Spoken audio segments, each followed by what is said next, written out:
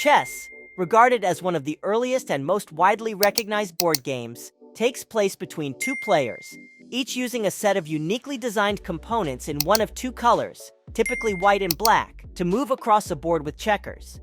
Chess has been called a royal activity since around the 15th century when it became famous among nobles. The modern rule set and aesthetic for game boards emerged gradually from the early 19th century. As elite players battled it out for a sanctioned world championship title, chess's popularity skyrocketed in the 20th century. In this video, we will discuss everything you need to know about chess. Chess piece movement rules. Every chess component is limited to moving in a particular path.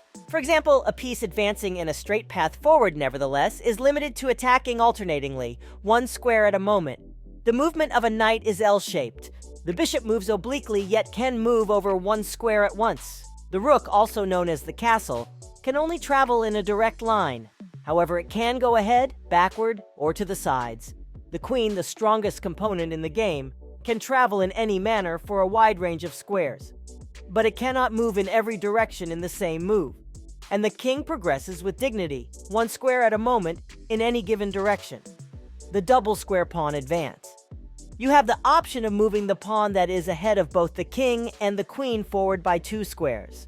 A pawn is only able to move 2 squares when it first moves, after being placed. This paves openings for your bishops and queen to get into the action and take their positions. They travel in a diagonal pattern, and if pawns are in their path, they cannot advance onto the playing field. The art of calculation in chess.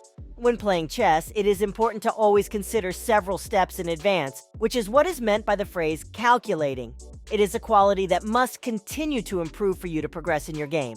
It must be worked on and perfected through time, but in the end, it differentiates a decent player from an outstanding one. Castling, the king's safety and rook's activation. Using the castling move, you can shift your king to a safer position while bringing your rook into the game simultaneously.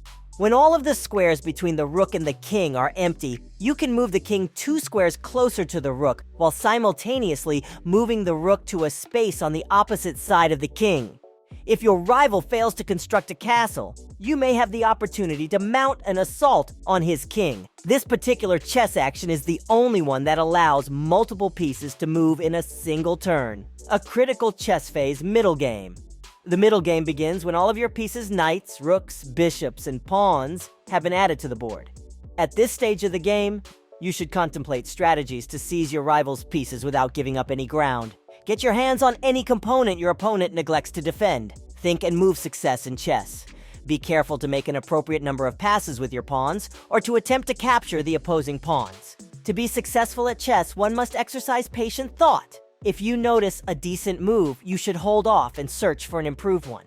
Take things slowly and don't lose your concentration. The endgame strategy. The endgame commences once you and the other person have exchanged pieces, and you are limited to a handful of pieces. At this point, the pawns take on an increasingly significant role. A pawn can be promoted to a queen if it is moved to the line that's the furthest away from it on the board. That will be very fruitful indeed. You are free to use your king in attacks as well, provided that it keeps its distance from the other pieces in play for your opponent, particularly the queen, and that it does not permit the queen's position to be checked. If your king is captured and you can't defend it, you've forfeited the game. You are victorious in the game if you checkmate the other player before he checkmates you. The decision-making in chess.